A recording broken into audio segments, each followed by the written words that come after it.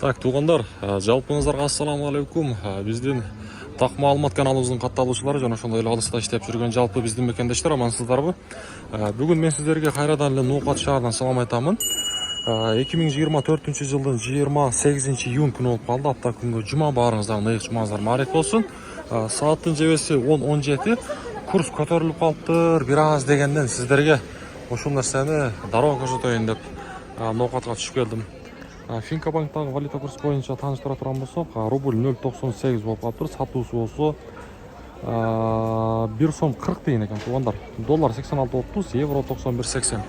Сөз түрдө каналыбызга мына ушундай лайкты басып, подписаться кнопкасына басып койсоңуздар, буюрса сиздерге так ушундай маалыматтарды көрсөтүп турабыз ордунан. Бакай банктагы доллар 86.20, евро 92 миң, рубль болсо 0.98. Сатуусу болсо бул жакта дагы 1 сом 40 тиын. Азия банк боюнча айтып турган болсок, бул жакта дагы рубль 0.98, доллар 86.30.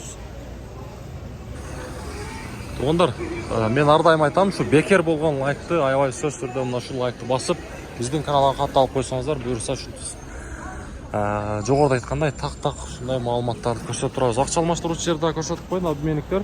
Рубль 0.97 экен, бул жакта доллар болсо 86.50. Биякта Доскода банкта болсо 0.98 тиын экен, бул жакта дагы рубль. Доллар болсо 86.30. Туугандар, анан да караңыздарчы. Газды ачып койбоңуздар. Сиздерге кеңешим. Коммерциялык Кыргызстан банкта дагы рубль 0.98. Байчун банкта дагы рубль 0.98 экен. Мынакей. Туугандар, мынандай ачып койбоңуздар газдычы. Эси жок экен айтайын десем. Себеп дегенде жарылып кетиши мүмкүн күнгө. Мына ушундай. Лайктан басыңыздар, бүгүнкү курстар мына ушундай болду.